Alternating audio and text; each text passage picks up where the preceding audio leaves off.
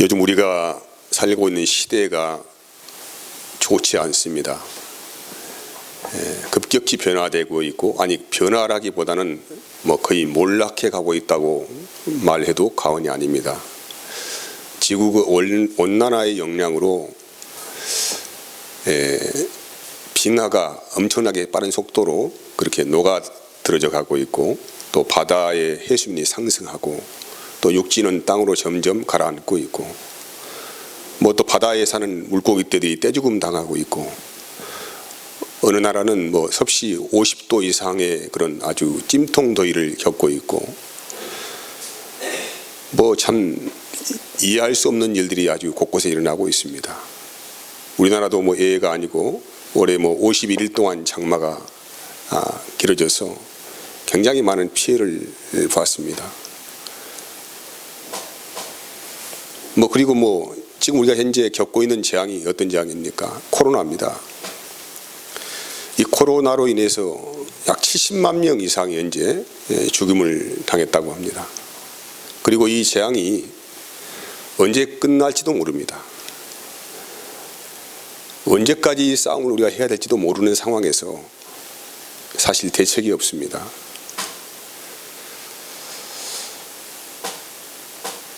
오늘 본문의 말씀을 통하여서 하나님께서 이 시대에 말씀하시는 그 음성을 좀 우리가 듣기를 원합니다.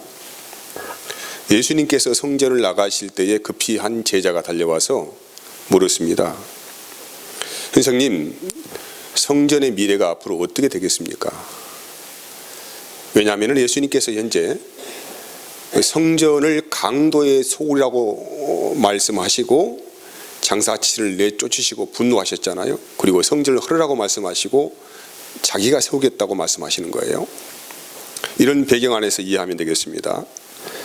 예수님은 답변하십니다. 야, 네가 지금 아주 크고 웅장한 화려한 성전을 보고 있느냐? 하지만은 저 성전은 돌 위에 돌 하나 남지 않고 멸망을 할 것이다 라고 답변하십니다. 이렇게 하시고 예수님께서는 감람산 위로 올라가시죠. 그래서 그곳에서 성전이 잘 보이는 곳에서 그 성전을 내다보고 있는데, 또 제자들 4명이 찾아와서 예수님께 물어봅니다. 주님, 그러면은 좀 전에 예수님께서 성전이 멸망을 당한다고 하셨는데 그 일에 일어날 징조가 있습니까? 무엇을 보고 우리가 그 주님께서 하신 말씀을 예견할 수 있습니까? 라고 물어보죠. 그때 주님께서 답변을 합니다. 먼저는 너에게 당부한다. 사람들에게 미혹을 받지 않도록 주의하라고 하시면서 처처에 메시아라고 하는 사람들이 나타나서 자기가 예수라고 할 것이다 이 말이죠. 그래서 미혹당하지 않도록 주의하라. 그리고 그들은 서로 싸울 것이다. 분쟁할 것이다. 그리고 이것은 재난의 시작이 아니다. 끝이 아니다. 시작일 뿐이다. 이어진 말씀은 민족과 민족이, 나라와 나라가 메시아를 대제가 일어날 것이고, 또 처처에 곳곳에 지진, 기근 이런 것이 일어날 것이다. 하지만 이것도 역시 재난의 시작에 불과하다.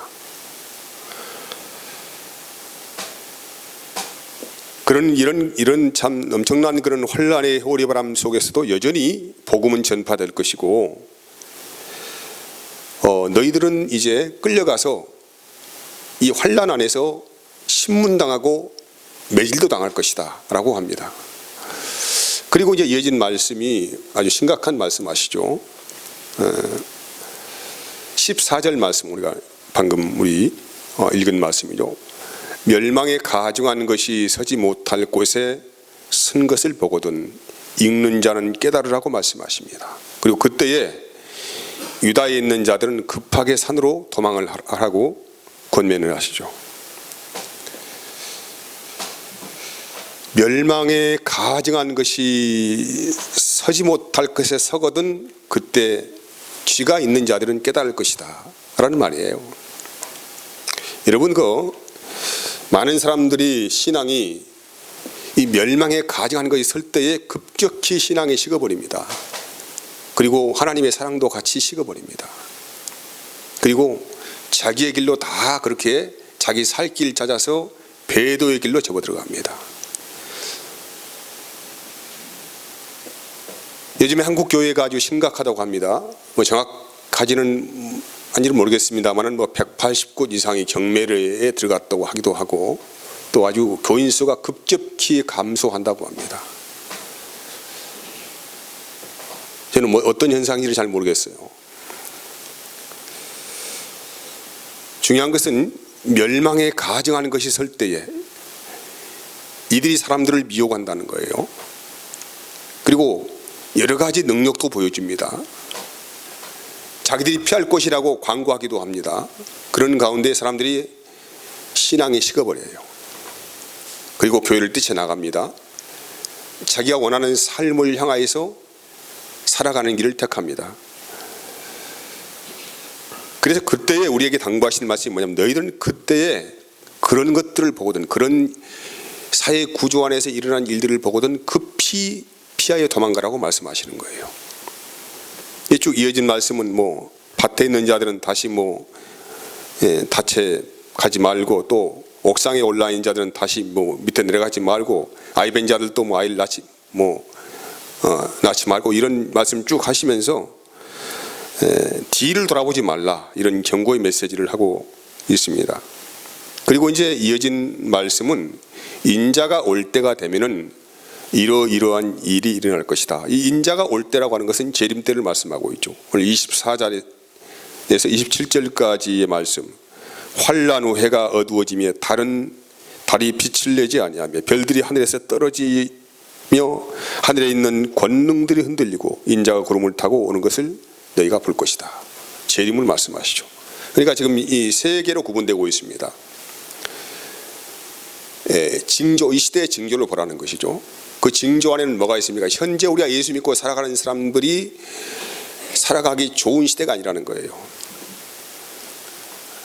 엄청난 환난 안에 들어가게 될 것이고, 그 안에서 신앙을 지키며 살아가는 자들이 급격히 감소한다는 것이죠.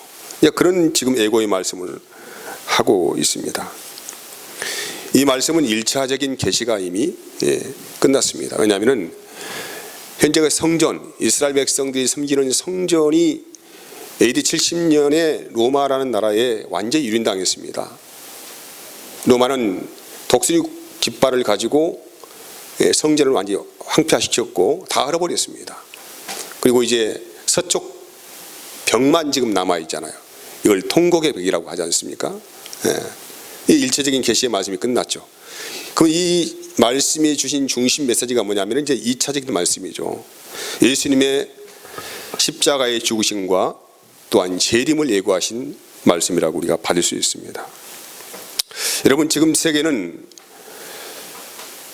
하나님이 원래 창조하신 그 창조의 모든 질서가 아주 급격하게 무너지고 있습니다.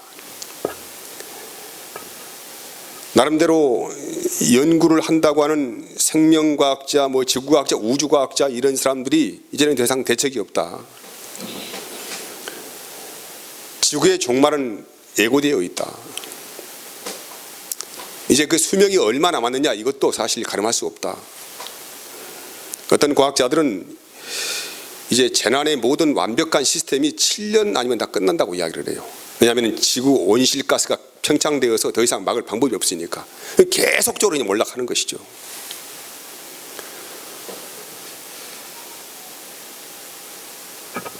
근데 사실 문제가 뭐냐면은 뻔히 앞으로 우리가 당할 여러 가지 재앙들을 예고를 하고 있음에도 불구하고 방법이 없어요. 대책이 없어요. 이게 큰 문제예요. 근데 이런 재앙들은 지금 주님께서 말씀하신 것이 아니고 이미 예전에 다니엘 선지자를 통하여서 말씀하셨어요. 다니엘서 12장 1절에서 2절까지 말씀이에요. 봅시다. 그때에 내 민족을 호위하는 대군 미가엘이 일어날 것이요 또 환난이 있으리니 이는 개국 이래로 그때까지 없던 환난일 것이며 그때에 내 백성 중 무릇 책에 기록된 모든 자가 구원을 얻을 것이라. 땅의 티끌 가운데서 자는 자 중에 많이 깨어 영생을 얻는 자도 있겠고 수욕을 받아서 무궁히 부끄러움을 입을 자도 있을 것이라고 하죠. 여기 오늘 말씀의 중심에 보이는 19절 말씀에 이렇게 이르되 이는 그날이 환난의 날이 되겠습니다. 하나님께서 창조하신 시초부터 지금까지 이런 환난이 없었고 후에도 없으리라 이 말이에요. 하나님께서 창조하신 그 시초 시작부터 지금까지의 모든 인류의 역사를 다 점검해 보더라도 시간의 역사를 더듬어 보더라도 이런 개국 이래 이런 환난이 없다는 거예요. 더 이상도 없다는 거예요. 앞으로도 없을 것이다. 이런 말씀을 현재 예언을 하고 있습니다. 이 환난이 어떤 환난일까요? 앞으로도 없을 것이고 지금까지 살아왔던 시대에도 없었다.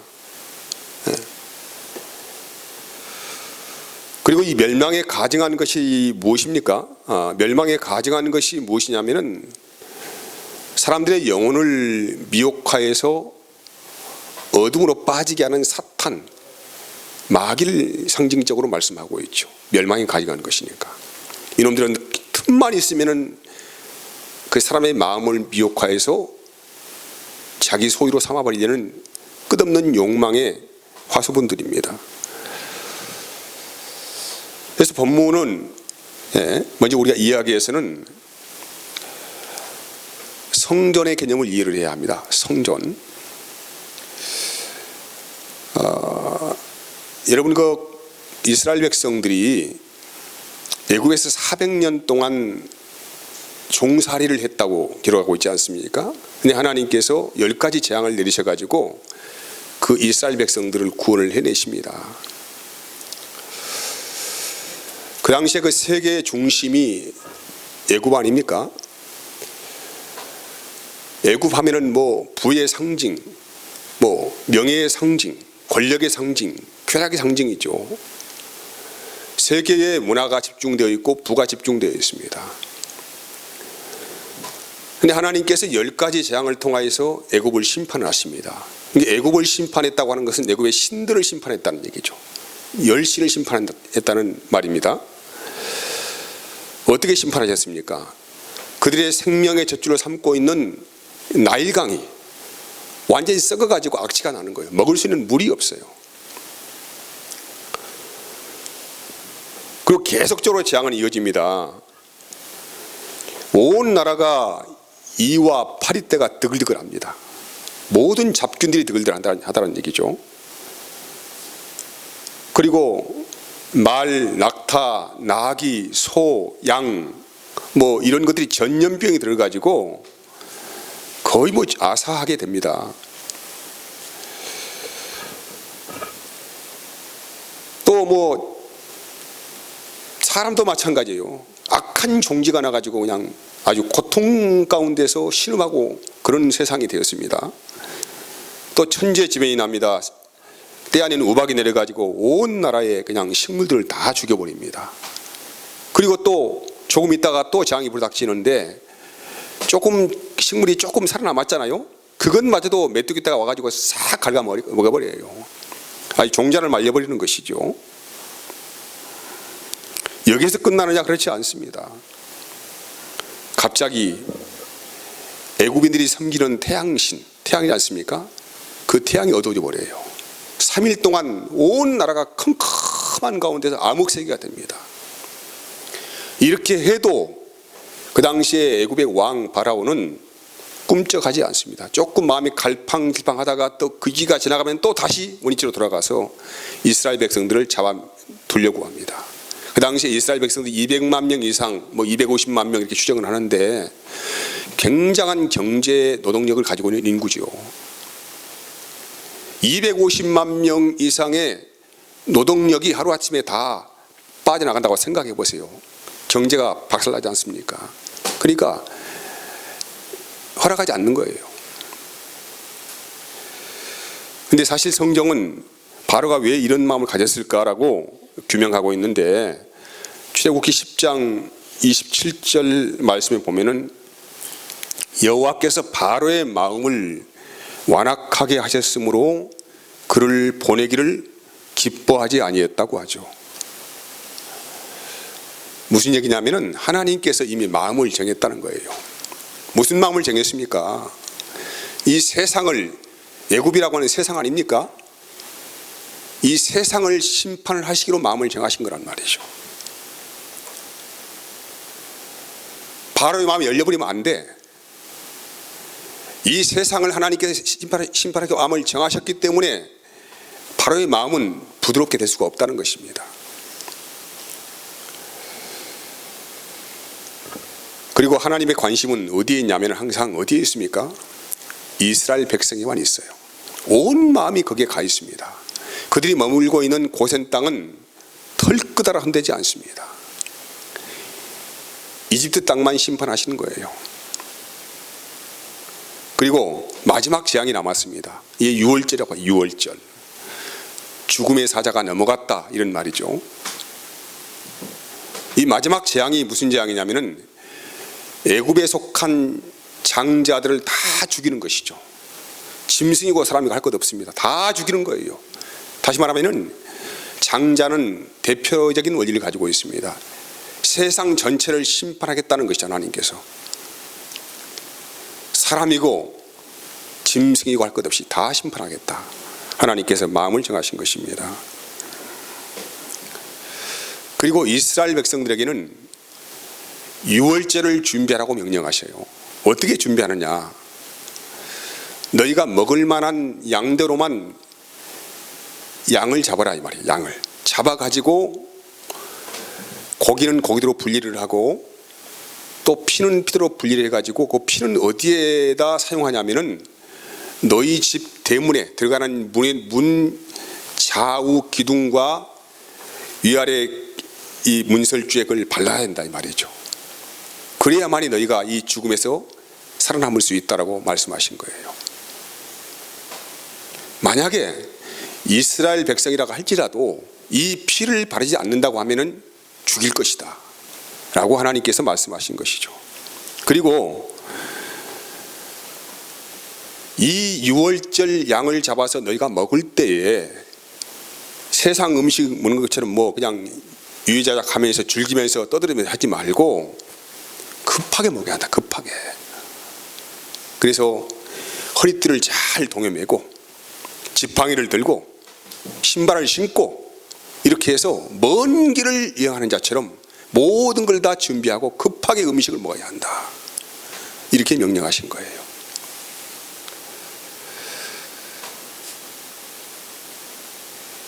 여러분, 그러면 이 유월절 어린 양으로 오신 분이 누구이십니까? 유월절 어린 양이 예수님 아닙니까? 우리는 잘 알고 있잖아요.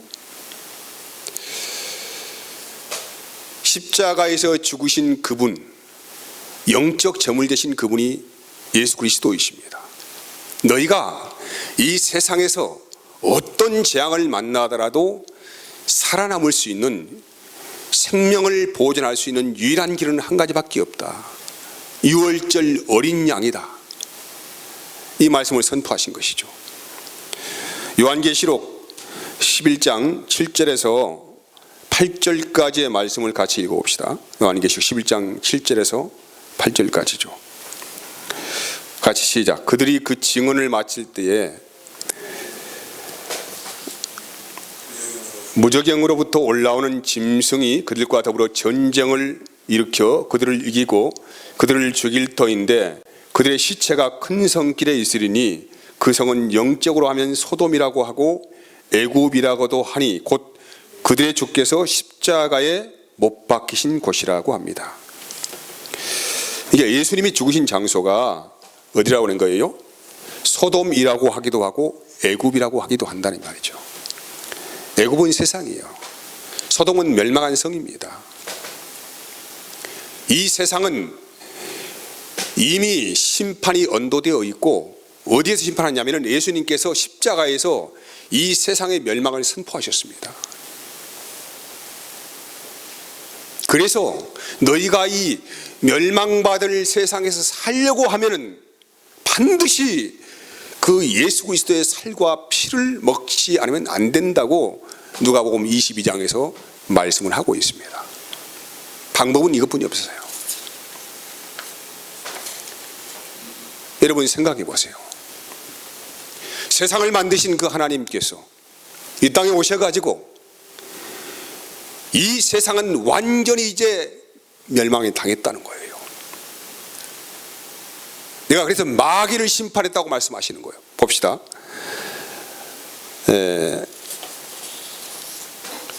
요한복음 16장 9절에서 11절까지 말씀이에요. 자, 요한복음 16장 9절에서 11절까지요. 쭉 읽어봅시다. 그가 와서 죄에 대하여 의에 대하여 심판에 대하여 세상을 책망하시리라. 죄에 대하여라 함은 그들이 나를 믿지 아니하며, 의에 대하여라 함은 내가 아버지께로 가나 너희가 다시 나를 보지 못하며, 자 11절입니다. 심판에 대하여라 함은 이 세상 임금이 심판을 받았다고 선언하고 있습니다. 이 세상 임금이 누구예요? 이 세상 임금이 누굽니까? 마귀이죠. 요놈은 여기에서 완전하게 심판을 당해버린 거예요. 이 마귀가 심판당했다고 하는 것은 그 마귀를 따라가는 자들이 함께 심판을 당하는 것이죠. 그래서 세상은 소망이 없어요. 그냥 조금 목숨 몇 명에 살아갈 뿐이죠. 우리는 뻔히 다 알고 있습니다. 그들이 어느 길로 가는지를 알고 있어요.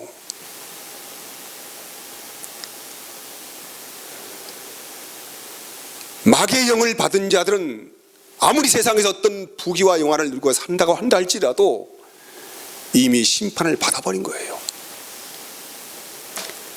그래서 세상은 빛이 없어요. 소망이 없습니다.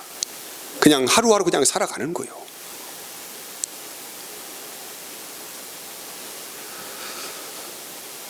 그럼에도 불구하고 무슨 코로나가 재앙이다, 무슨 지진이 재앙이다, 전쟁이 재앙이다 이렇게 말하는 자들은 지금 하나님께서 말씀하신 이 대재앙의 예고가 무슨 말인지 잘 모르는 거예요.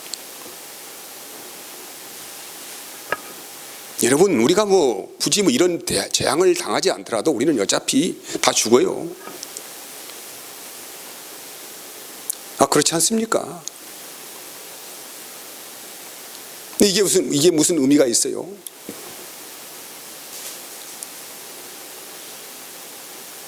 이 세상의 가장 큰 환난, 전무후무한 재앙은 이미 하나님이 이 세상은 심판당한 곳이라고 극명하게 십자가에 선포를 하셨습니다. 누굴 통하여서? 예수님을 통하여서. 그래서 예수님은 이 애굽이라는 곳에서 세상 사람들에게 죄인으로 몰려서 죽으신 것입니다.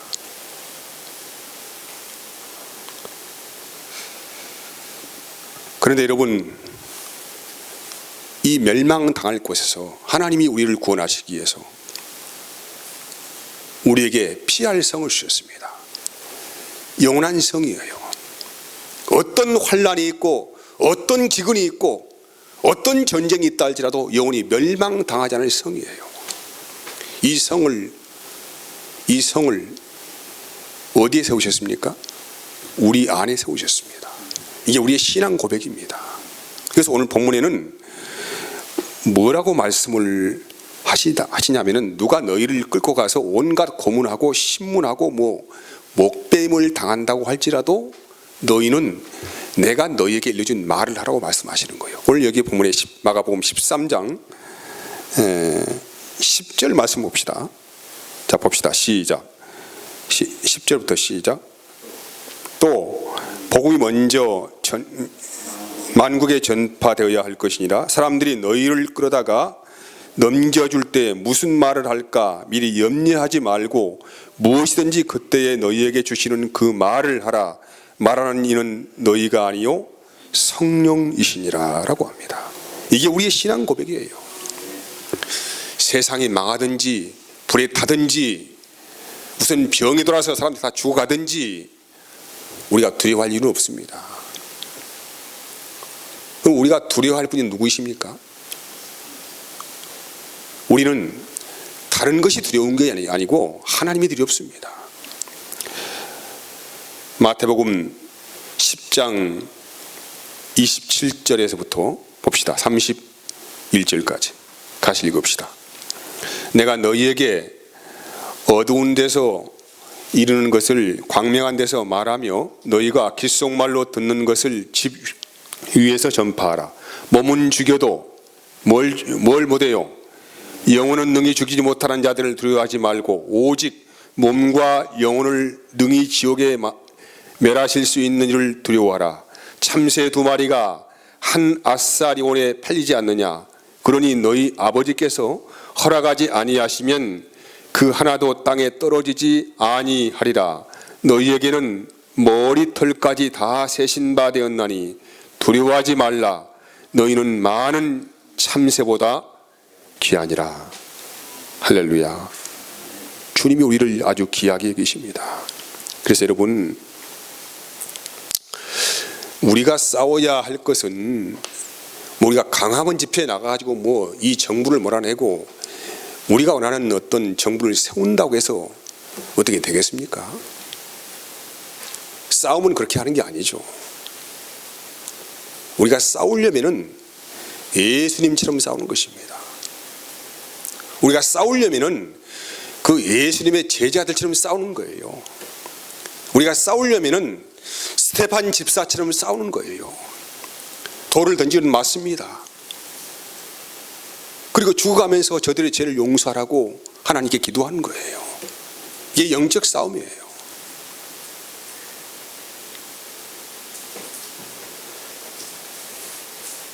그래서 주님께서 우리에게 간절히 호소하십니다.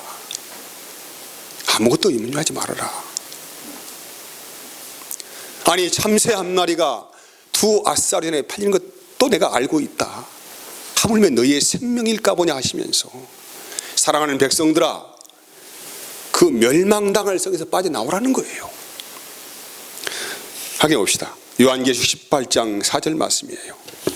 요한계시록 18장 4절. 또 내가 들으니 하늘로부터 다른 음성이 나와서 이르되 내 백성아, 거기서 나와 그의 죄에 참여하지 말고 그가 받을 재앙들을 받지 말라고 우리 주님께서 간곡하게 우리에게 부탁하십니다. 여러분, 그래도 세상을 우리가 사랑한다고 한다면 방법은 없습니다. 하지만은 내가 지금 하나님의 자녀임에도 불구하고 내 안에 멸망당할 가증한 것이 지금 서 있다고 생각한다고 하면은 급히 거기서 도망쳐 나와야 합니다. 급히 빠져나와야 합니다. 뒤도 옆도 돌아보지 말고 아주 급하게 빠져나와야 합니다. 어디로 피합니까? 주님 품으로 들어가야 합니다.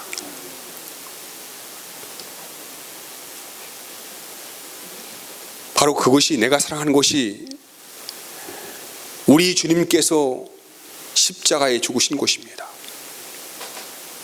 그런데 내가 그 멸망당할 성을 지금도 바라보면서 내 원대로 인생이 되지 않는다고 그렇게 한탄하고 있다고 한다면 정말로 이것은 회개하고 주의 품으로 급히 빠져나와야 합니다. 여러분, 세상에서 난리가 나고 나라와 민족이 대도 싸움질하고 무슨 재앙이 일어나고 이거 별로 그렇게 심각한 문제 아닙니다. 왜? 주님께서 사랑하는 하나님의 자녀들을 부르시고 있거든요. 이런 환경들을 통하여서 마치 이스라엘 백성들을 10가지 재앙을 통하여 애굽을 심판하시고 그들을 불러내신 것처럼 우리 하나님께서 마음을 정하시고 하나님이 사랑하는 그 자녀들을 부르는 그 신호이고 표적이 되는 것입니다. 그래서 우리는 기도해야 합니다. 하나님 하실 일을 속히 하시옵소서. 우리가 기도한다고 이 재앙이 끝나겠습니까? 정부를 바꾼다고 재앙이 끝나겠습니까? 갈수록 세상은 더 침몰해 갈 것입니다. 그래서 우리는 기도해야 합니다. 주님 하시기를 속히 하시옵소서. 속히 주의 백성들이 눈을 돌려 주님을 바라보게 하시옵소서. 우리 이 기도해야 합니다. 그리고 내 자신을 바라봐야 합니다.